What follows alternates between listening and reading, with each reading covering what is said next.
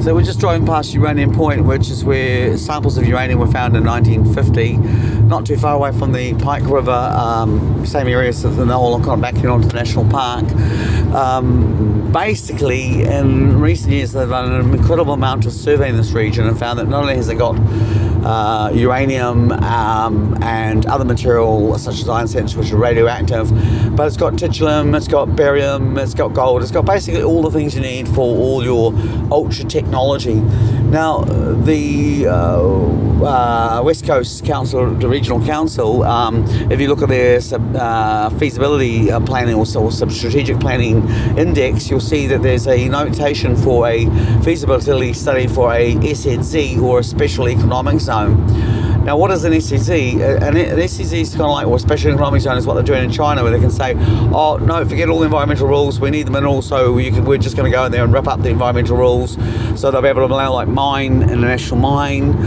They can say, no, we want that house, your house that you've had for 300 years, no, that's a valuable strategic target, so we're going to take that. So pretty much they take out all the constitution, all your individual rights, and all the rights that are there to protect the actual environment, and they throw them under a bus because jobs are so much more important. So it's interesting because in the same area,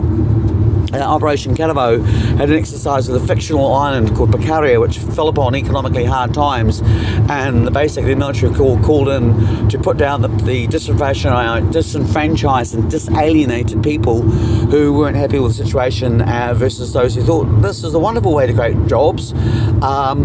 And so basically the military exercise in 2015, which coordinated at the same time that the special economic zones came in, show an awfully close parallel to each other, very similar to the exercises I did during the military Operation Golden Fleece. This is at the same time that in 2008 we discovered, in fact, if you see there's something like stolen land there, basically talking about this whole area's to do with dock and what. Anyway, that's another sidetrack, but the SEZs basically, this is coming at the same time when in 2008 they actually rezoned New Zealand specially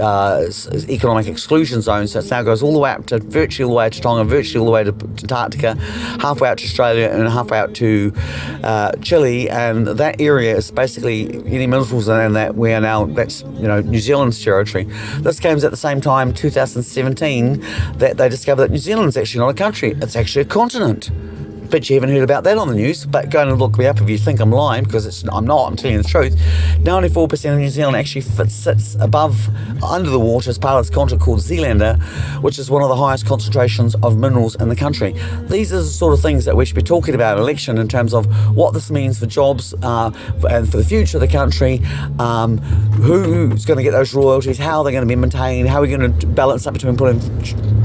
food on the table and getting people jobs and protecting the environment. We're not having any of these discussions. Instead, behind the scene, we're setting these very draconian blueprints like special economic zones being put in place, and the reality is the disconnection going, well, look guys, this is what's happening all around the world, this wonderful corporatized version of globalism, which continues to see the transfer of wealth into few people's hands. So it's kind of like a basic form of neo-feudalism, you will. Anyway, that's the BEN&JAH-SUN special election zone road trip bulletin, and I'll give you another couple for tomorrow.